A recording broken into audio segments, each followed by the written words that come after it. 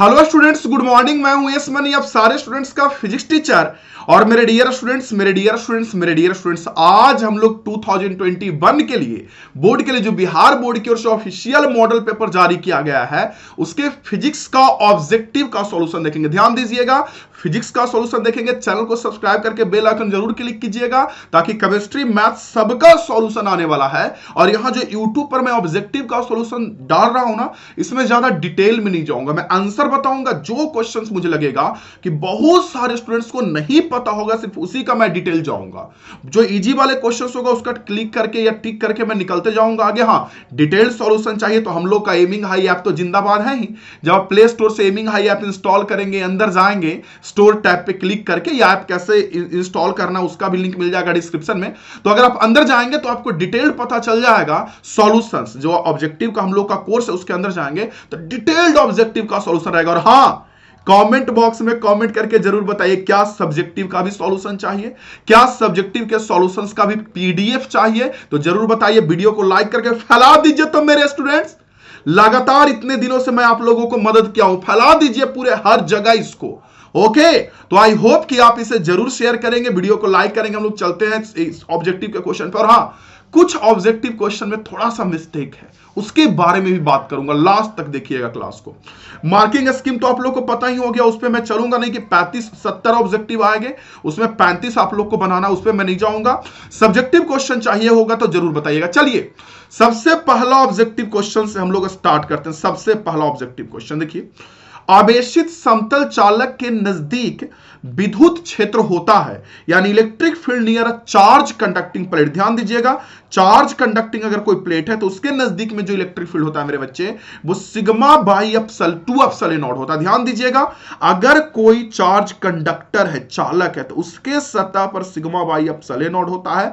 Charge conducting plate के नजदीक पे सिग्मा बाई 2 एप्सिलॉन होता है। इसको गॉस के प्रमेय से आप प्रूव भी किए होंगे। बहुत लोग इसका आंसर ये भी बताएंगे जो कि गलत है, इसलिए इसका आंसर याद रखिएगा बी होगा। और वहीं चालक बोलता कि चालक के सतह पर कितना होता है या दो प्लेट के बीच में कितना होता है, तो ऑब्वियस सी बात ए बोलते। ओके, लेकिन एक के कारण आपका ये होता है, गॉस प्रमेय से आप इसको प्रूव किए होंगे। सेकंड नंबर क्वेश्चन पे चलता हूं। दूसरा क्वेश्चन है यहां पे, वैद्युत क्षेत्र ई, यानी मैं थोड़ा सा इंग्लिश में बोलूंगा क्वेश्चन को। Which of the following relations between electric field E and electric potential V is correct. मेरे भाई कितनी बार आप पढ़े हैं मेरे भाई? क्या E equal to minus d V by d r, याद है आप लोगों को ये फॉर्मूला?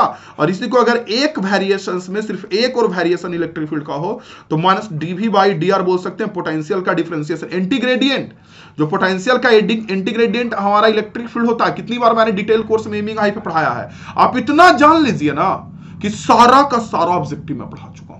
अगर आप रेगुलर पढ़े हैं, कमेंट बॉक्स में जरूर बताइएगा। अगर आप एमिंग हाई के स्टूडेंट्स हैं, चाहे ऑफलाइन चाहे ऑनलाइन, बताइएगा क्या ए टू जेड क्वेश्चन मैंने नहीं करवाया है। मैं कमेंट में देखना चाहूंगा सारे बच्चे का, ताकि मुझे भी मोटिवेशन लिखे। अगला क्वेश्चन कह रहे 9 किलोमीटर त्रिज्या वाले विद्युत धारिता कितना होगा। तो मेरे बच्चे, आप लोग को पता होगा कि कोई भी स्फीयर है, कोई भी ऐसा कंडक्टर है, तो इसका जो कैपेसिटेंस होता है वो R बाई के होता है। आप लोग को पता होगा आर की वैल्यू 9 किलोमीटर है तो 9 इंटू 1000 करूंगा। ओके, के की वैल्यू कितनी होती है? 9 इंटू 9। सॉल्व करेंगे मेरे बच्चे, तो सॉल्व करने के बाद इसका आंसर आ जाएगा ए। देखिए ए। ओके, चलिए आगे मैं बढ़ता हूं। इसके बाद नेक्स्ट क्वेश्चन पे 3 के बाद 4 नंबर क्वेश्चन पे, समांतर पट्टिका संधारित्र की धारिता होती है, यहां पे देना चाहिए ब्रैकेट में कि डाइलेक्ट्रिक भी रखा हुआ है प्लेट के बीच, या यहां पे हिंदी में बोल सकते हैं इसको परावैद्युत पदार्थ भी रखा हुआ है। नहीं दिया, लेकिन चलिए कोई बात नहीं। आप लोग को पता होगा कि जब प्लेट के बीच हवा होती है तो धारिता आता है ए एप्सिलॉन नॉट बाई डी। लेकिन अगर हवा के अलावा कोई दूसरा परावैद्युत पदार्थ या इंग्लिश में डाइलेक्ट्रिक मीडियम डाल देते हैं तो उसमें के से इंटू हो जाता है, या यूं बोल लीजिए मेरे बच्चे कि रिलेटिव परमिटिविटी उसे बोल सकते हैं, उससे इंटू हो जाता है। तो सॉल्व करेंगे तो देखिए A epsilon naught by d into epsilon r, यानी इसका सही आंसर हमारा ए हो जाएगा। चलते हैं नेक्स्ट क्वेश्चन पे। 5 नंबर क्वेश्चन में करा गैल्वेनोमीटर का प्रतिरोध G और वोल्ट मीटर का प्रतिरोध V के बीच क्या? भैया, वोल्ट मीटर का प्रतिरोध काफी ज्यादा होता है, वोल्ट मीटर को समांतर क्रम में जोड़ते हैं, प्रतिरोध काफी ज्यादा होता है, गैल्वेनोमीटर का कम होता है, यानी 5 का भी आंसर क्या हो जाएगा हमारा ए। तो अभी तक तो आंसर ए था। चलिए आगे चलेंगे नेक्स्ट क्वेश्चन पे। 6 नंबर पे व्हीटस्टोन ब्रिज का व्यवहारिक कौन जो है ना व्हीटस्टोन ब्रिज का मेकअप लगाया हुआ रूप है, मॉडिफाई किया हुआ पड़ा, याद है?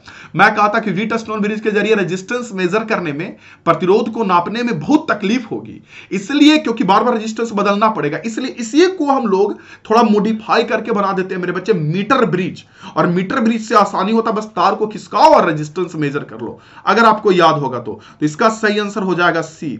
ओके, ये सब का डिटेल्ड सॉल्यूशन आपको एमिंग हाई ऐप पे मैं बहुत जल्द डाल दूंगा, प्ले स्टोर से इंस्टॉल जरूर कर लीजिएगा। ऐप कैसे यूज करना उसका वीडियो डिस्क्रिप्शन में दे दूंगा। और हाँ, आप टेलीग्राम चैनल पे जरूर जुड़ जाइएगा, क्योंकि वहां मैं ये सब पीडीएफ भी डाल दूंगा, साथ साथ में वीडियो के डिस्क्रिप्शन में डाल दूंगा गूगल ड्राइव में पीडीएफ। नहीं डाउनलोड किए तो कर लीजिएगा। 7 नंबर में क्या करा है, तार का विशिष्ट प्रतिरोध निर्भर करता है, यानी कहने का जो स्पेसिफिक रेजिस्टेंस जिसको रेजिस्टिविटी बोलते हैं ना, वो किस पे डिपेंड करता है, नेचर ऑफ मटेरियल पे।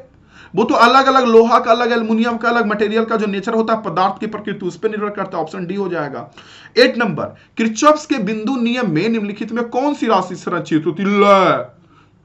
चार्ज, आवेश। किरचॉफ का फर्स्ट लॉ क्या कहता है कि किसी बिंदु पे जितना करंट आएगा उतना करंट जाएगा, तो जितना करंट आएगा उतना करंट जाएगा मेरे बच्चे, एक सेकंड, जितना करंट आएगा उतना करंट जाएगा, तो करंट जब आएगा तो चार्ज ही ना जितना आएगा उतना जाएगा, चार्ज ही के कारण करंट मिलता है ना, चार्ज कंजर्व रहेगा। इसका आंसर हो जाएगा मेरे बच्चे ये बी।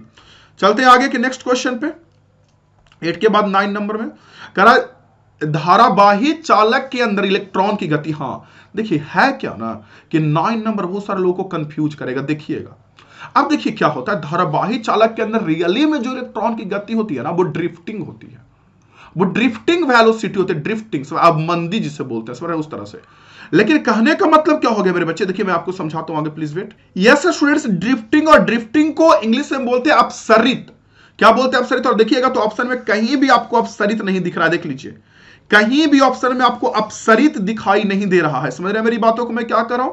तो आप इसको क्लिक क्या करेंगे, समझ में आ रही? ना तो ड्रिफ्टिंग इंग्लिश में है, ना अपसरित हिंदी में है, तब इसको कैसे क्लिक करेंगे? देखिए ना तो समरूप, देखिए ना यहां अपसरित है, ना यहां अपसरित है, ना यहां अपसरित, ना यहां अपसरित, ना यहां, ना यहां, ना यहां, ना यहां, कहीं नहीं दिख रहा आपको, देखेंगे तो जब अपसरित नहीं है तो क्लिक किसे करेंगे? यहां एक बात आती है कि अपसरित नहीं तो क्लिक किसे करेंगे, इस समय किसको क्लिक करेंगे? तो देखिए मेरे बच्चे, किसको कलर करेंगे, मैं बार बार क्लिक बोलता हूं हाँ, तो मैं बोल रहा हूं मेरे बच्चे किसको किसको कलर करेंगे। देखिए सुनिए, समरूप तो होता नहीं है, ऐसा नहीं कि इलेक्ट्रॉन 10 के स्पीड से लगातार जाता है, त्वरित भी नहीं होता, ऐसा नहीं कि स्पीड इलेक्ट्रॉन का बढ़ रहा है यानी एक्सेलरेटेड भी नहीं होता है, डिसलिरेटेड भी नहीं होता है, अवमंदित भी नहीं होता है, ऐसा नहीं कि इलेक्ट्रॉन का स्पीड कम रहा है। तो एक रूप औसत पे क्लिक करेंगे। क्यों? क्योंकि भले ही इलेक्ट्रॉन का स्पीड ड्रिफ्टेड होता है, अपसरित होता है, बट उसका जो एवरेज वैल्यू आता है ना, वो यूनिफॉर्म होता है। वो लगभग जब हम लोग क्वेश्चन करंट निकालते हैं I = NEA VD वाले फॉर्मूला से, तो VD को यूनिफॉर्म लेते हैं ना हम लोग, तो कहने का मतलब किसका हो जाएगा, यूनिफॉर्म एवरेज, या फिर बोल सकते हैं एक रूप औसत। मतलब कहने का मतलब एवरेज निकालेंगे तो वो औसत के रूप में आएगा। नेक्स्ट क्वेश्चन, विद्युत परिपथ का शक्ति होता है यानी पावर ऑफ इलेक्ट्रिक सर्किट कितना, V²/R। ये तो पता ही होगा कि पावर V²/R, I²R या V × I, तो V²/R।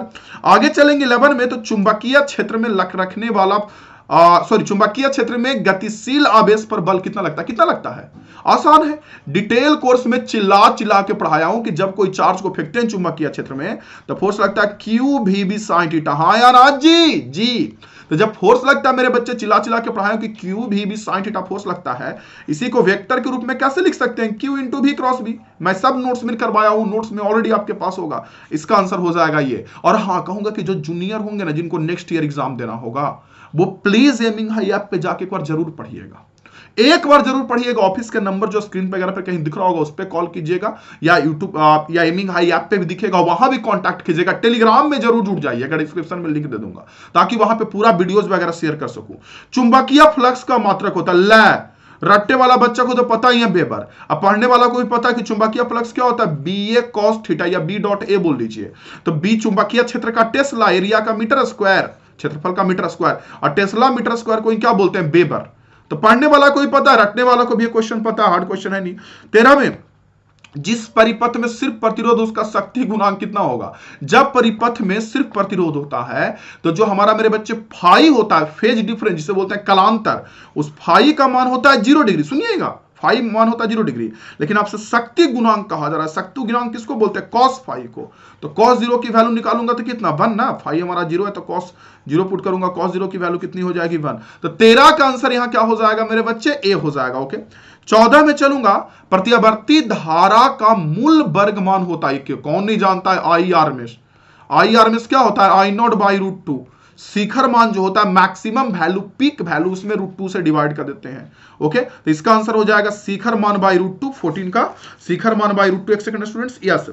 और कहां गया? सॉरी, औसत मान बाई रूट 2 पर मैं क्लिक कर दिया ना। शिखर मान बाई रूट 2, शिखर मान बाई रूट 2, शिखर मान बाई रूट 2 ये हो जाएगा। ओके चलिए 15 नंबर पे चलते हैं स्टूडेंट्स। देखिए अब 15 में भी बहुत सारे लोग गलत करेंगे, देखिएगा 15 नंबर में भी बहुत सारे लोग गलत करेंगे, उनको तो खुद पता नहीं होता अच्छा से। बहुत सारे लोग जो बस ऐसे ही कहीं से आंसर देख के बताते हैं, कहां गलती करेंगे? देखिए कहा जा रहा है कि एक चुंबकीय लंबाई LM और ज्योमेट्रिकल लंबाई LG के बीच सही संबंध क्या है? मेरे भाई मेरे भाई मेरे भाई आपको पता है ना कि जब चुंबक का जो एक्चुअल लंबाई होता है उसको बोलते हैं मेरे बच्चे चुंबकीय लंबाई, जिसको बोलते हैं मैग्नेटिक लेंथ, और ज्यामितीय लंबाई को बोलते हैं ज्योमेट्रिकल लेंथ। समझ में आ रही मेरी बातें? मैं क्या करूं? तो मैग्नेटिक लेंथ अधिक होता है और नॉर्थ पोल और साउथ पोल थोड़ा अंदर होता है, इसलिए आपका ज्योमेट्रिकल लेंथ अधिक होता है और नॉर्थ पोल साउथ पोल तो थोड़ा अंदर होता है, इसलिए मैग्नेटिक लेंथ थोड़ा कम होता है। तो देखेंगे मेरे बच्चे, तो मैग्नेटिक लेंथ कम होता है, ज्योमेट्रिकल लेंथ अधिक होता है, तो ये होगा यानी LG इक्वल टू 6/5 LM।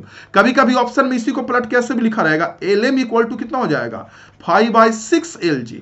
तब कितना लोग इसी में घोलटल रहेगा कि यहां 6/5 था, 5/6 था। अरे भैया कौन पूछा जा रहा है ये देखिएगा ना, कि ज्योमेट्रिकल पूछ रहा है कि मैग्नेटिक पूछ रहा है। पलट देंगे तो अलग निकल जाएगा ना वैल्यू। तो इसीलिए इस चीज को ध्यान रखिएगा, ज्योमेट्रिकल लेंथ छोटा होता है। ओके इसका 6/5 LG होगा, ज्योमेट्रिकल छोटा होता है, ज्योमेट्रिकल बड़ा होता है, मैं भी ज्योमेट्रिकल बड़ा होता है और मैग्नेटिक छोटा होता है। ठीक 16 नंबर क्वेश्चन में क्या कहा जा रहा है? यदि BH पृथ्वी का चुंबकीय क्षेत्र का 36 घटक और डेल्टा नमन कोण हो तो सही चुंबकीय क्षेत्र, ए मेरे भाई चुंबकीय क्षेत्र B ऐसे होता है और नमन कोण डेल्टा हो, तो कितनी बार कहूं कि B का इधर जो कंपोनेंट मिलेगा यानी B cos डेल्टा यही तो आपको आएगा हॉरिजॉन्टल, यानी कि कहने का मतलब 36 घटक BH के इक्वल। ये B का इधर जो कंपोनेंट मिलेगा B cos डेल्टा वही ना BH होगा।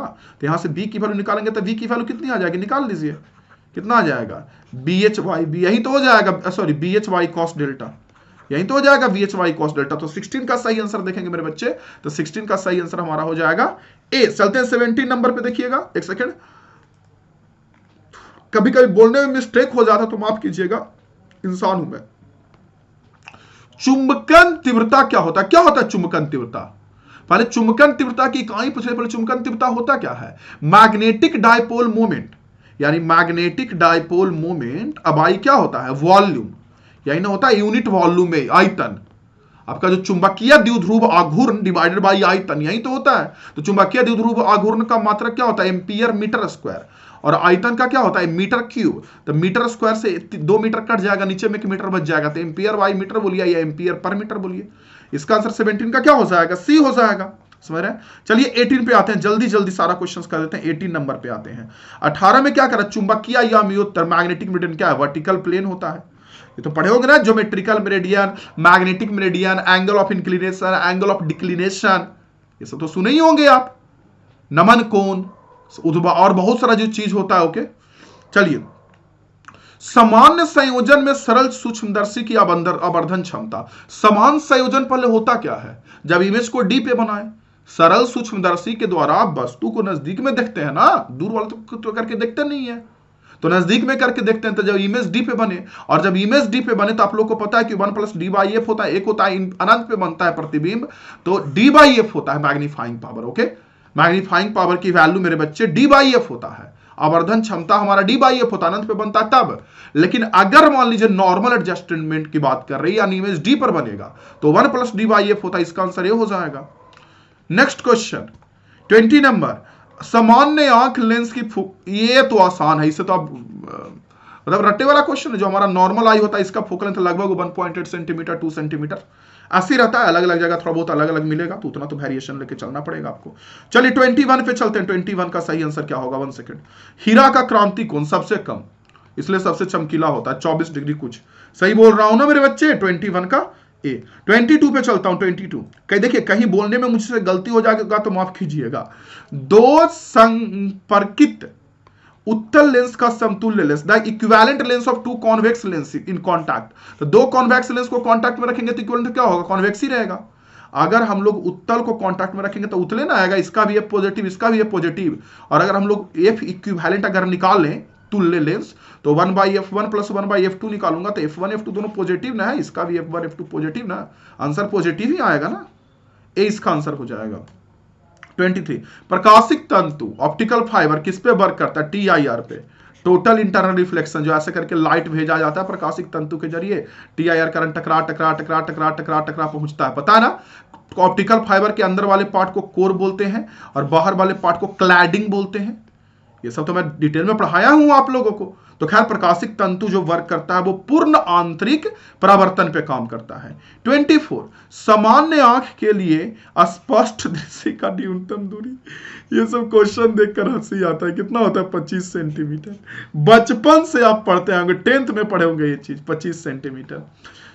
इंद्रधनुष का निर्माण किस घटना से होता है? इंद्रधनुष 2-3 घटना पे डिपेंड करता है। एक तो डिपेंड करता है डिस्पर्सन पे, पहला तो डिस्पर्सन पे सबसे में, मतलब जिसको हम लोग बोलते हैं बर्न विक्षेपण हिंदी में, दूसरा रिफ्रैक्शन पे और TIR पे। तीनों मिलके आपका बनाता है इंद्रधनुष, डिस्पर्सन, रिफ्रैक्शन यानी अपवर्तन और TIR। तो देख लीजिए प्रकीर्णन नहीं होगा, ठीक है, विवर्तन नहीं होगा, बर्न विक्षेपण सही है, ध्रुवीकरण भी नहीं होगा। इसका सही आंसर सी हो जाएगा। ओके, सही आंसर सी हो जाएगा। चलिए आगे चले मेरे बच्चे, सबके बारे में डिटेल ना आप लोग को ऐप पे डाल दूंगा। टेलीग्राम चैनल पे जरूर जुड़ जाइएगा। एमिंग हाई हिंदी जब सर्च करेंगे यूट्यूब में या एमिंग हाई सर्च करेंगे तो आपको मिल जाएगा दोनों में चैनल पे। ओके, तो एमिंग हाई हिंदी पे होंगे तो हिंदी वाले पे जुड़ जाइएगा, इंग्लिश मीडियम से होंगे तो एमिंग हाई पे, या दोनों पे जुड़ जाइएगा। किस रंग के प्रकाश के लिए कांच का अपवर्तनांक अधिक होता है? किसके लिए? वायलेट कहां है? वायलेट वायलेट वायलेट वायलेट 26 का क्या होगा? वायलेट। क्यों? क्योंकि जो वायलेट होता है बैगनी रंग, इसका वेवलेंथ कम होता है, और वेवलेंथ कम होगा तो म्यू जो होता है अपवर्तनांक वो लैम्डा का व्युत्क्रमानुपाती होता है वेवलेंथ का। तो बैगनी का वेवलेंथ कम, इसलिए बैगनी के लिए अपवर्तनांक सबसे अधिक होता है। इसका आंसर बी हो जाएगा। ठीक है मेरे बच्चे, चलिए 27 विनाशी कार्य व्यतिकरण के लिए पाथ डिफरेंस n + ½ लैम्डा।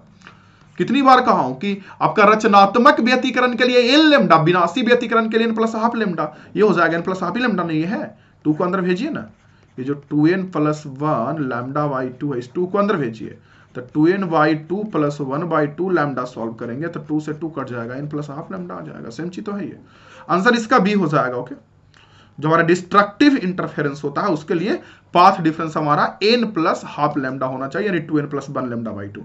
21 प्रकाश की अनुप्रस्थ रंग की प्रकृति कौन पुष्ट करता है? ध्रुवीकरण। ध्रुवीकरण ही तो पुष्ट करता है। ये मैं कुछ दिन पहले ही बताया, पुष्टि करता है, प्रूव करता है, बताता है कि लाइट हमारा ट्रांसवर्स नेचर का है। तो लाइट के ट्रांसवर्स नेचर को कौन बताता है? कौन बताता है बताइए मुझे? ऑब्वियस सी बात, पोलराइजेशन प्रूव करता है। 29 अवरोध के किनारे पर मुड़ना, जब किसी चीज से टकराता है लाइट किसी नुकीले पोर्शन से फैल जाता है, इसको क्या बोलते हैं हम लोग? डिफ्रैक्शन। डिफ्रैक्शन बोलते हैं ना, विवर्तन बोलते हैं ना, इसे सब पढ़ाया हूं ना डिटेल में। चांदी का कार्यफलन कितना होता है? हाँ ज्यादा होता है। दूसरे से चांदी का जो कार्यफलन होता है मेरे बच्चे वो ज्यादा होता है। ओके, चांदी का ये लिस्ट जो मैंने दिया असाइनमेंट में उसमें आपको मिल जाएगा, लिस्ट में देख सकते हैं। 21 प्लांक्स का 10 क्या होता है? 6.626 × 10⁻34 कहां है? -34, ये है सी। एच की वैल्यू प्लैंक्स कांस्टेंट, जो एनर्जी होता है ना फोटोन का, एच गुना फ्रीक्वेंसी, फ्रीक्वेंसी को न्यू से भी दिखाते हैं, या मैं कंफ्यूज होने के लिए कभी कभी एफ से भी दिखाता हूं फ्रीक्वेंसी को, आवृत्ति को। तो ये एच होता है, इसी को ना प्लैंक्स कांस्टेंट बोलते हैं। इसका आंसर हो जाएगा ये सी। ठीक है। 32 फोटोन की, एक सेकंड, 32 में क्या करा? फोटोन की गतिज द्रव्यमान होती है ला, कितना होता है? h/λc। मैं कितनी बार बोला हूं कि फोटोन का रेस्ट मास 0 होता है, विराम द्रव्यमान फोटोन का 0 होता है, क्योंकि फोटोन मटेरियल पार्टिकल नहीं है, वो एनर्जी का बंडल है। लेकिन काइनेटिक द्रव्यमान यानी जो गतिक द्रव्यमान होता है, काइनेटिक मास, वो 0 नहीं होता मेरे बच्चे। गतिक द्रव्यमान वो h/λc होता है, फोटोन का गतिक द्रव्यमान। और मैं प्रूव भी किया हूं आप लोगों को कि फोटोन की जो एनर्जी होती है वो hc/λ होती है। प्लांक सर बताएं, Planck according to Planck scientist, और आइंस्टीन सर बताएं कि अगर किसी के पास m है तो एनर्जी mc² होती है। और इन दोनों को हम इक्वेट करके निकाले थे। देखिए hc/λ equal to M C square, एक सी से एक सी यहां कट गया, यहां से एम की वैल्यू निकालूंगा तो एक सीधा डिवाइड में चला जाएगा और एच वाई लैम्डा सी। समझ रहे मेरी बात मैं क्या कर रहा हूं? मैं कितनी बार ये सब प्रूव किया हूं, कितना बढ़िया से बताया हूं, देखिएगा अगर आप पढ़े होंगे तो। 33 निम्नलिखित में कौन पराबैंगनी परिसर में, लाइमन सीरीज कहां है, लाइमन ए, लाइमन सीरीज पराबैंगनी में, अब बामर सीरीज जो है दृश्य प्रकाश, यानी कहने का मतलब विजिबल रीजन में, ये आपका अल्ट्रावायलेट रीजन में, ये आपका जो लाइमन है ये अल्ट्रावायलेट में, लाइमन के बाद जो बामर है ये विजिबल रीजन में, बाकी जो पढ़ते हैं वो सब इंफ्रारेड यानी अवरक्त रीजन में लाई करता है। 3 रीजन हम लोग को देखना होता है ना, अल्ट्रावायलेट यानी पराबैंगनी, विजिबल यानी दृश्य, और उसके बाद इंफ्रारेड जिसको हिंदी में बोलते हैं क्या, अवरक्त।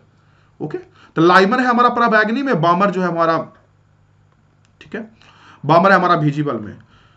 अगला, रेडियो एक्टिविटी के लिए कौन उपयुक्त घटना नहीं है। हाँ, ये क्वेश्चन ना बहुत सारे लोगों को परेशान करेगा, जानते हैं इसमें मतलब सही ढंग से बोले, ये ऑप्शंस अलग अलग लोग अलग अलग बताएंगे, कुछ लोग ना भी बताएंगे, इसको हम रखेंगे परमाणु ये एटॉमिक फेनोमेनन में। देखिए न्यूक्लियर फेनोमेनन जो है, न्यूक्लियर फेनोमेनन तो है ही रेडियो एक्टिविटी, न्यूक्लियर से अल्फा बीटा गामा रे जो निकलता है अपने आप, उसी को बोलते हैं हम लोग न्यूक्लियर रेडियो एक्टिविटी बोलते हैं, तो न्यूक्लियर फेनोमेनन है। नेचुरल फेनोमेनन है ही, ये तो प्राकृतिक घटना भी तो है ना, अपने आप भी तो स्वतः निकलते रहता ना, स्पॉन्टेनियस तो हो ही गया। तो एटॉमिक फेनोमेनन में से हम लोग रखेंगे। ओके, तेजी से चलने वाला इलेक्ट्रॉन क्या होता है, बीटा। बीटा किरण क्या है, रियली में इलेक्ट्रॉन। अल्फा किरण, बीटा किरण और गामा किरण, 3 ही किरण निकलता है ना रेडियो एक्टिविटी में। तो जो अल्फा किरण निकलता है वो हीलियम का नाभिक होता है, हीलियम का नाभिक, हीलियम का न्यूक्लियस। बीटा किरण इलेक्ट्रॉन्स होता है और गामा किरण सिर्फ एनर्जी होता है, ऊर्जा होता है। पढ़ा चुका हूं सबके सब काफी बढ़िया से मेरे शेर, ऐसे वैसे ना बिहार के लैंग्वेज में बोले तो बहु ऐसे काम ना चलते हो पढ़ला बिना। अल्फा कण क्या होता है, अभी मैंने बताया हीलियम का नाभिक, हीलियम न्यूक्लियस। पता है कि अल्फा कण के पास 2 प्रोटॉन 2 न्यूट्रॉन होता है, और हीलियम के नाभिक के पास भी 2 प्रोटॉन 2 न्यूट्रॉन होता है। तो इसका हो जाएगा आंसर सी। नेक्स्ट क्वेश्चन में चलते हैं। क्या कर रहा है, ये आ गया कम्युनिकेशन सिस्टम, सबसे लास्ट चैप्टर से। कि अगर टावर का हाइट 8 है और इसका जो रेंज है d, तो d की, और रेडियस पृथ्वी का r, अगर रेडियस मान लीजिए पृथ्वी का त्रिज्या r है और पृथ्वी पर टावर गिरा हुआ, तो इसका रेंज कितना होगा। तो r की वैल्यू कितनी होती है, √2HR, सॉरी d की वैल्यू जो रेंज होता है वो कितना होता है, √2HR। यही ना होता है, जो रेंज d है वो √2HR होता है। इस पर न्यूमेरिकल्स वगैरह भी हम लोग कई बार किए हैं। चलिए 38, मूल अवस्था में हाइड्रोजन परमाणु की ऊर्जा कितनी होती है। ला, किसको नहीं पता है कि मूल अवस्था में हाइड्रोजन पहले ऑर्बिट में होता है, और एनर्जी का फॉर्मूला भी सबको पता होगा, -13.6 Z²/n²। तो -13.6 Z की वैल्यू कितनी हो जाएगी 1 हाइड्रोजन के लिए, और मूल अवस्था का रहा है तो n की वैल्यू 1, तो -13.6 इलेक्ट्रॉन वोल्ट। नेक्स्ट क्वेश्चन पे चलते हैं। 39, जब अपद्रव्य, सॉरी बच्चे, कभी ऊपर हिंदी इसलिए मैं हिंदी बोलता हूं, मैं दोनों लैंग्वेज में हूं, Hindi English. When an impurity is doped into intrinsic semiconductor, क्या इंट्रिंसिक में मिलाएंगे डोपेंट तो क्या बन जाएगा, एक्सट्रिंसिक। और एक्सट्रिंसिक बनाते क्यों है, कंडक्टिविटी बढ़ाने के लिए, ताकि बढ़िया से करंट पास करे, तभी ना बनाते एक्सट्रिंसिक। जो 2 तरह का होता है एक्सट्रिंसिक, एक एन टाइप एक पी टाइप। जब 5 वैलेंसी वाले यानी पेंटावैलेंट को मिलाते हैं तो बनता है एन टाइप, 3 वैलेंसी वाले को मिलाते हैं तो बनता है पी टाइप। तो पढ़े ही होंगे आप लोग, तो वैलेंसी इसका क्या हो जाएगा, इंक्रीज हो जाएगा। ला, आसान क्वेश्चन है।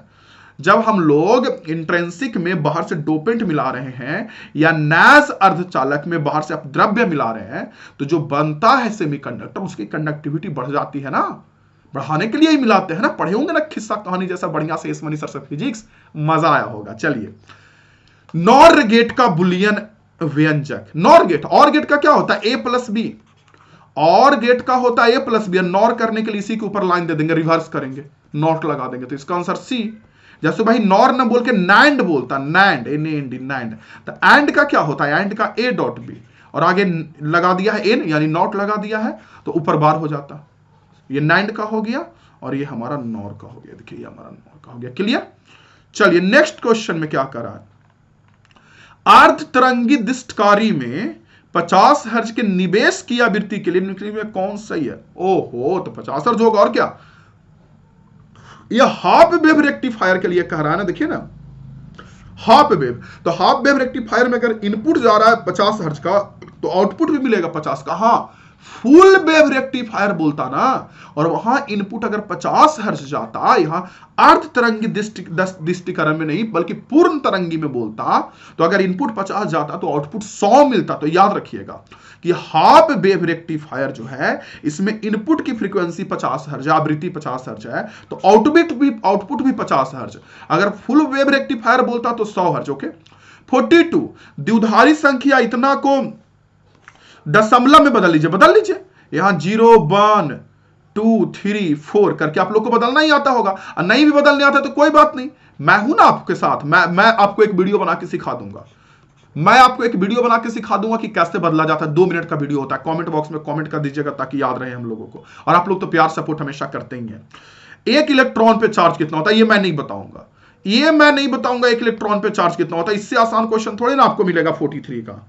समझ में आ रही मेरी बात है मैं क्या कर रहा हूं? 43 का इससे आसान क्वेश्चन थोड़ी ना मिलेगा। लीजिए चलिए 44 मेरे बच्चे, 44 आप सोलेनॉइड लीजिए इलेक्ट्रोस्टैटिक्स का कितना 8.85 into 10 to the power -12 unit जो होता है वो यूनिट होगा 8.85 इंटू -12। इसका आंसर सी हो जाएगा। यही ना होता है सोलेनॉइड का मात्रा का एब्सोल्यूट परमिटिविटी। द्विध्रुव, हाँ ये 45 नंबर जो क्वेश्चन है मजेदार है। पूछिए सर क्यों? पूछिए सर 45 क्यों मजेदार है? जानते हैं क्यों मजेदार है?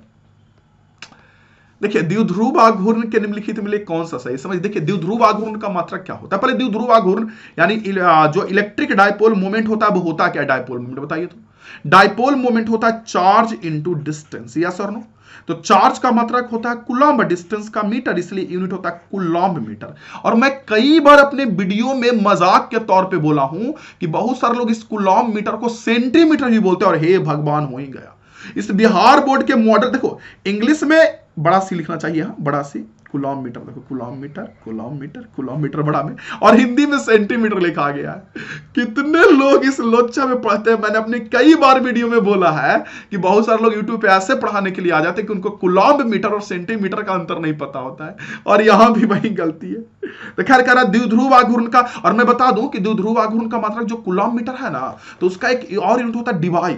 एक साइंटिस्ट थे, मैं बताता हूं, पीटर जे.डब्ल्यू. डिवाई, साइंटिस्ट का नाम था पीटर जे.डब्ल्यू. डिवाई। उन्हीं के सम्मान में डायपोल मोमेंट का एक और यूनिट रखा जाता है डिवाई, ठीक है। और एक डिवाई की वैल्यू ये होती है, देख लो, एक डिवाई की वैल्यू जो होती है आपको ये होती है, ये याद रखिएगा। आप इसे चाहो तो वैल्यू में बदल भी सकते हो 10 के पावर -30 में। जैसे 1/3 को बदलिएगा ना तो कितना आ जाएगा 0.333 इंटू 10 का पावर -29। इसको और बढ़िया से लिखिएगा तो 3.33 हो जाएगा, 10 का पावर कितना हो जाएगा -30। तो बहुत जगह ये वैल्यू लिखा रहेगा, ये वैल्यू। और कुछ लोग जो ना पढ़ते वो 10 के पावर -30 देख के सी में क्लिक कर देंगे। ये भगवान, आगे 3.33 को भी तो देखोगे ना, आगे 3.33 को भी देखोगे, इसको सॉल्व करोगे तो ये आ जाएगा। ओके, और यहां सुधार लेना मॉडल पेपर है मेरे बच्चे, यहां कूलम्ब मीटर कर लीजिएगा बड़ा वाला सी, ठीक है। और हिंदी वाले बच्चे यहां कूलम्ब मीटर कर लीजिएगा, कूलम्ब मीटर लिख लीजिएगा, सेंटीमीटर नहीं होता ये सब। 46, हाँ 46 में बहुत सारे लोग गलत करेंगे, जो छाप का सॉल्यूशन करवाते हैं ना कहीं कहीं से, वो पक्का गलत करेंगे 46 में। जानते हैं क्या इसका आंसर लोग बोलेंगे? इसका आंसर पक्का से बोलेंगे C/3। बोलेंगे देखो ना रे, ये कैपेसिटर यहां रे, एक कैपेसिटर यहां रे, एक कैपेसिटर यहां रे, तीनों सीरीज में ना रे। तो जब तीनों सीरीज में रहते इक्विवेलेंट निकालेंगे तो 1/C equivalent equal to C equivalent equal to 1/C1 plus 1/C2 plus 1/C3 3/C solve करेंगे तो C/3 ना आएगा रे। ही भगवान, ही भगवान, ही भगवान, ही भगवान। काहेला बच्चा लोग को, पढ़ने वाले बच्चा कभी को भी पढ़ाई बर्बाद करते हैं। थोड़ा बढ़िया से सीख लीजिए पहले। बहुत सारे लोगों को मैं देखूंगा इसमें गलती करे की है, मैं देख चुका हूं। देखिए इसको यहां से तार से ऐसे जोड़ दिया मेरे बच्चे, देखिए तो तार से जोड़ दिया तो इस कैपेसिटर का कोई वैल्यू ही नहीं रहा ना। इस पे चार्ज अब थोड़ी ना जमा होगा, चार्ज ऐसे आएगा इधर से ऐसे ऐसे ऐसे ऐसे या जो भी होगा, इस पे चार्ज बीच में थोड़ी ना जमा होगा। अब तार से जोड़ दीजिएगा तो इसका कोई वैल्यू थोड़ी ना रहा। समझ में आ रही है? या आप रेजिस्टेंस एक लगा के ऐसे तार से जोड़ दीजिए, ऐसे एक लगा दीजिए, इधर एक ऐसे लगा दीजिए, यहां से तार से जोड़ दीजिए, इसकी तो वैल्यू खत्म हो गई ना बीच वाले की। क्लियर? तो ये कैपेसिटर नहीं है तो आपका ये C और ये C और दोनों जुड़ा हुआ है सीरीज में, तो इक्विवेलेंट आपका C/2 होगा। याद रखिएगा इस चीज को, लोग आपको बरगलाएंगे, लोग आपको गलती बताएंगे। समझ में आ रही है? यहां क्या ध्यान रखना है, ये तार से जोड़ दिए तो ये बीच वाले में चार्ज जमा नहीं होगा और ये खत्म हो जाएगा। 47 निम्नलिखित में कौन सा संबंध है? ये क्वेश्चन है कि क्या पता नहीं, मैथ का सिंपल सा क्वेश्चन। इसका आंसर ये होगा O1 A, पता नहीं क्या लिखा है O1 ए बराबर कितना 10⁻³ मिली ए, मिली एम्पियर शायद लिखा होगा, तो मिली की वैल्यू कितनी होती है 10⁻³ सॉल्व करेंगे तो 1 है।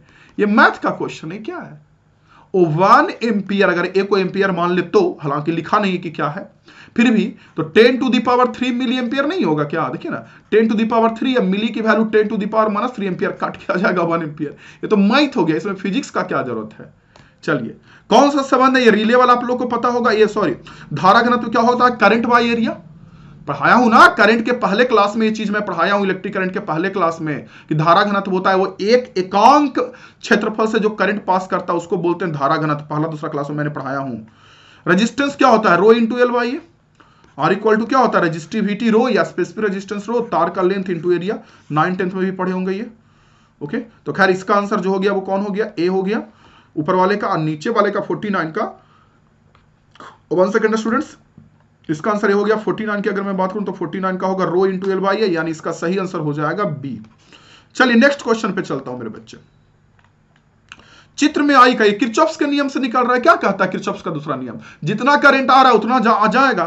देखिए इसमें तीर नीचे दिया, देखिए ध्यान से नीचे तीर दिया, देखिए मैं हटाता हूं, तीर इसमें नीचे है, इसमें भी आ रहा है, इसमें भी आ रहा है, तो इसमें 20 आ रहा है, इसमें 10 आ रहा है, इसमें 10 आ रहा है, तो 10 10 20 है 20, 40 आ रहा है, तो जाएगा कितना 40 एम्पियर का आ रहा है, 40 तो जाएगा भी 40।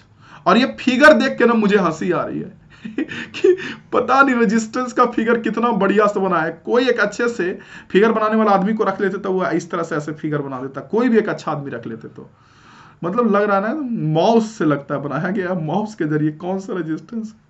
हम लोग अगर पेन टाइप यूज करते हैं, हम लोग के जैसा जो हम लोग पेन टाइप यूज करते हैं, देखिए ये वाला पेन टाइप जिस पे लिखते हैं हम लोग, तो अगर ये भी यूज करते तो गलती नहीं होता, चलो कोई गलती मतलब फिगर सही बनता। 51 विभव मापी से कौन मापा जाता है, ईएमएफ, सेल का ईएमएफ। वोल्ट मीटर से ईएमएफ क्यों नहीं मापा जाता है, क्योंकि वोल्ट मीटर ना टर्मिनल विभवांतर को नाप देगा, टीपीडी को, करंट बहने के कारण। कई बार बोला हूं कि ईएमएफ नापने के लिए सबसे बढ़िया होता है पोटेंशियोमीटर, विभव मापी। 1 किलोवाट 3.6 इंटू 10⁻6 जूल। ध्यान रखिएगा किलोवाट आवर जो होता है ना, किलोवाट होता है पावर का यूनिट और आवर होता है टाइम का यूनिट, तो पावर इंटू टाइम करते हैं तो किलोवाट आवर मिलके, देखिए किलोवाट पावर, आवर जो होता है घंटा वो टाइम का, किलोवाट आवर एनर्जी का, और 1 किलोवाट आवर में 3.6 इंटू 10⁻6 जूल, यानी 52 का सी आंसर हो जाएगा। एक टेस्ला कितना होता है निकाल लीजिए। अभी तो वेबर के टर्म में मैंने बताया था ना ऊपर के क्वेश्चन में कि मैग्नेटिक फ्लक्स होता है B.A, ठीक, तो B का होता है यूनिट टेस्ला, एरिया का कितना होता है मीटर स्क्वायर, ओके, और फ्लक्स का होता है वेबर, तो यहां से टेस्ला निकालेंगे तो टेस्ला कितना आ जाएगा वेबर पर मीटर स्क्वायर, यानी एक टेस्ला कितना होगा, एक सेंटीमीटर, मीटर कहां है, बी, 1 मीटर पर 1 वेबर पर मीटर स्क्वायर के इक्वल, ओके। तो 53 का सही आंसर देखेंगे तो बी हो जाएगा 1 वेबर पर मीटर स्क्वायर, ओके। आगे चले 53 के बाद मेरे बच्चे 54 में, तो चुंबकीय फ्लक्स होता है, क्या होता है, अभी तो ऊपर लिख रहे थे मैग्नेटिक फील्ड और एरिया वेक्टर का डॉट प्रोडक्ट। जो हमारा वैद्युत फ्लक्स होता है वो इलेक्ट्रिक फील्ड और एरिया वेक्टर का डॉट प्रोडक्ट होता है, चुंबकीय फ्लक्स मैग्नेटिक फील्ड और एरिया वेक्टर का डॉट प्रोडक्ट होगा। 56 का सही आंसर क्या होगा, कौन नहीं जानता है, कौन नहीं जानता है कि इसका आंसर भी होगा, विद्युत चुंबकीय तरंग वाले चैप्टर में पढ़ना है ना आपको कि C² = 1/ε0 × μ0 होता है, तो C निकालेंगे तो यहां से जाएगा ना रूट में ε0 μ0, इसका आंसर सही हो जाएगा बी। आगे चले मेरे बच्चे, इसके बाद 55 और 56 फोटोन की एनर्जी कितनी होती है, h गुना फ्रीक्वेंसी, फ्रीक्वेंसी को न्यू से दिखाते हैं या बहुत सारे लोग HF से भी दिखाते हैं, मैं भी F से दिखाने वाला में से हूं। इसका आंसर ये हो जाएगा, h को प्लैंक्स कांस्टेंट बोलते हैं, उसकी वैल्यू ऊपर अभी हम लोगों ने देखा था। 57 1 इलेक्ट्रॉन वोल्ट कितना होता है, 1 इलेक्ट्रॉन वोल्ट भी समझिए एनर्जी का ही मात्रक होता है, काफी कम छोटे एनर्जी का मात्रक इलेक्ट्रॉन वोल्ट होता है। 1.6 इंटू 10⁻19 जूल, 1 इलेक्ट्रॉन वोल्ट को अगर जूल में बदलेंगे तो 1.6 इंटू 10⁻19 जूल। 1 इलेक्ट्रॉन वोल्ट होता क्या है, किसी इलेक्ट्रॉन जब 1 वोल्ट में चले, वो जितना ऊर्जा ग्रहण करेगा 1 वोल्ट में चलने के बाद इलेक्ट्रॉन, उसी ऊर्जा को बोलते हैं 1 इलेक्ट्रॉन वोल्ट, जो कि आपको आंसर दिख रहा है इतना होता है, ओके। चलिए 58 निम्नलिखित में कौन से, ये तो बदल के चेक करना पड़ेगा मेरे बच्चे, इधर बाइनरी नंबर दिया, इधर दशमलव पद्धति दिया, एक तरफ बाइनरी पद्धति दिया, एक तरफ द्विधारी पद्धति, एक तरफ दशमलव पद्धति दिया, बदल के बताना पड़ेगा आपको 58 का। 59 द्विधारी संख्या का योग कौन सही नहीं है, 0 0 0 सही है, 0 1 सही है, 1 0 सही है, 1 1 0 1 1 1 + 1 क्या होता है 1 0 होता है ना, इसका आंसर डी होगा। 1 + 1 द्विधारी में 1 0 होता है, 10 मत बोलिएगा इसको, ये 1 0, ओके, इसका आंसर डी होगा। 59 के बाद ऊंचाई ट्रांसफार्मर स्टेप अप में क्या होता है? स्टेप अप ट्रांसफार्मर वोल्टेज को बढ़ाता है, और ट्रांसफार्मर में दो कॉइल होता है, एक प्राइमरी और एक सेकेंडरी। तो स्टेप अप जो होता है उसमें काफी ज्यादा टर्न होता है सेकेंडरी में। जो सेकेंडरी कॉइल है इसमें टर्न्स की संख्या अधिक होती है, प्राइमरी में टर्न्स की संख्या कम होती है। यानी कहने का मतलब जो सेकेंडरी में टर्न कितना है, N2 लपेटा है ना, N2 फेरा ना, ओके, सेकेंडरी में N2, तो N2 की वैल्यू अधिक होगी। इसका आंसर बी। 60 का जो आंसर हो जाएगा मेरे बच्चे वो बी हो जाएगा। स्टेप डाउन बोलता, स्टेप डाउन ट्रांसफार्मर बोलता तो उसमें N1 ज्यादा होता है, N2 कम हो जाता है। स्टेप अप में N2 ज्यादा होगा, ओके, वोल्टेज बढ़ाता है ना। हाइड्रोजन बर्नपट में कौन सा दृश्य प्रकाश, ऊपर अभी ना बोले थे कि लाइमन जो रहता है वो पराबैंगनी में, अब बामर जो है वो दृश्य प्रकाश में। इसका आंसर है 61 का ए हो जाएगा, ओके। चलिए ये तो बड़ा आसान है भाई। उत्तल लेंस का फोकस दूरी 1 मीटर है तो करा पावर क्या होता है 1/f, 1/f की वैल्यू 1/1 डायोप्टर। 62 का सी। 63 में आएंगे मेरे बच्चे, तो संयुक्त सूक्ष्मदर्शी के लिए कौन सही है? कौन सही है संयुक्त सूक्ष्मदर्शी के लिए? कौन सही है?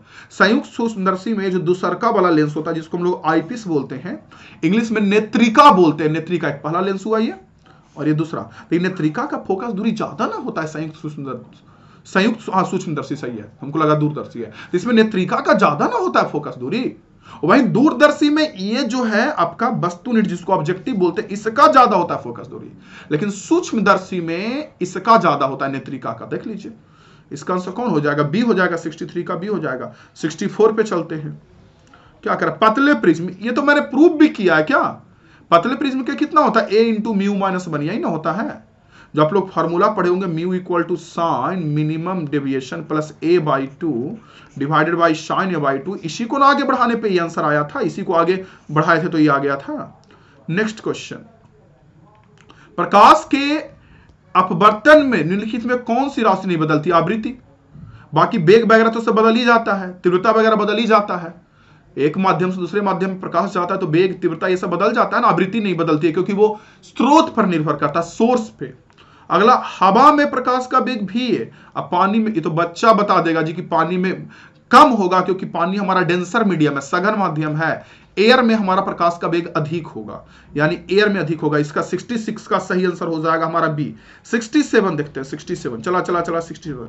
जल का क्रांतिक कोण होता है लगभग 50 डिग्री के इक्वल, 49 डिग्री के इक्वल बोल सकते हैं। जल का क्रांतिक कोण कितना होता है? लगभग 49 डिग्री के इक्वल, ठीक है। डी इसका सही आंसर हो जाएगा, डी। वो तो निकालना पड़ेगा 3/2 से। रचनात्मक व्यतिकरण के लिए कलांतर होता है, कितना होता है रचनात्मक व्यतिकरण के लिए कलांतर? कितना होता है रचनात्मक? कितना होता है मेरे बच्चे? याद होगा आप लोगों को। कलांतर जो होता है कितना होता है आप लोगों को? इवन कहने को 2n पाई, ये होता है इवन पाई। रचनात्मक के लिए 2n पाई, तो कलांतर होता है 2n पाई।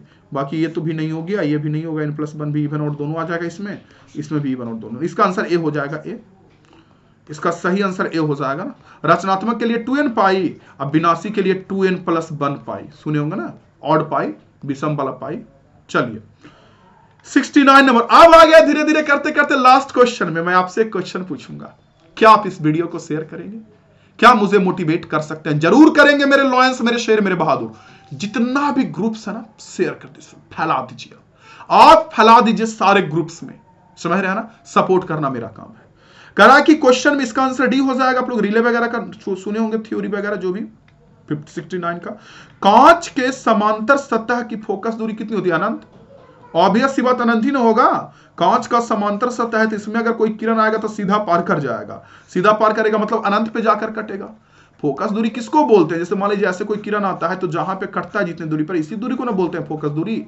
तो यहाँ पे कांच के समांतर पे अगर कोई किरण आएगा तो चला जाएगा अनंत ना, सीधा चला जाएगा ना अनंत पे ना, तो फोकस दूरी अनंत हो जाएगी। क्षमता बोलेगा तो 0, क्योंकि f की वैल्यू अगर अनंत हो गई, इंफिनिटी, तो पावर बोलेगा तो पावर इक्वल टू 1/f होता है, 1/∞ 0। ओके, तो आई होप आपको समझ में आ गया होगा। अब तो नीचे सब्जेक्टिव क्वेश्चन है, आता हूं सब्जेक्टिव क्वेश्चन पे भी आऊंगा। अगर डिटेल सॉल्यूशन चाहिए तो जरूर बताइए, सपोर्ट कीजिएगा। ओके, और मेरे स्टूडेंट्स 2-3 बातें। एमिंग हाई पे सारा ऑब्जेक्टिव आप लोग के लिए अवेलेबल है, जाके चेक कर सकते हैं। Detailed solution aiming high app पे ही डाल दूंगा, इसका सारा ऑब्जेक्टिव दे दिया हूं। अगर जो बच्चे ऑब्जेक्टिव कोर्स अगर लिए हैं तो उनको पता होगा कि 70 में मैं कहूंगा 65 ऑब्जेक्टिव, ज्यादा ही 68 ऑब्जेक्टिव ले लीजिए, 67 डायरेक्ट डायरेक्ट ऑब्जेक्टिव वाले सीट जो आप लोग को दिया पीडीएफ उसमें से है, चेक कीजिए। अगर जो बच्चे टोटल पढ़े हैं ऑब्जेक्टिव ए टू जेड वो कमेंट बॉक्स में कमेंट करके बताएंगे, जरूर बताएंगे, इंतजार करूंगा, है कि नहीं, जरूर इंतजार करूंगा। मिलते हैं आपसे अगले क्लास में। पढ़ते रहिए, सीखते रहिए, समझते रहिए मेरे स्टूडेंट्स। और सब्जेक्टिव भी आएगा और साथ साथ में केमिस्ट्री का ऑब्जेक्टिव, मैथ का ऑब्जेक्टिव सब अपलोड होने वाला है। चैनल को सब्सक्राइब करके बेल आइकन क्लिक कर लीजिए। जय हिंद, वंदे मातरम।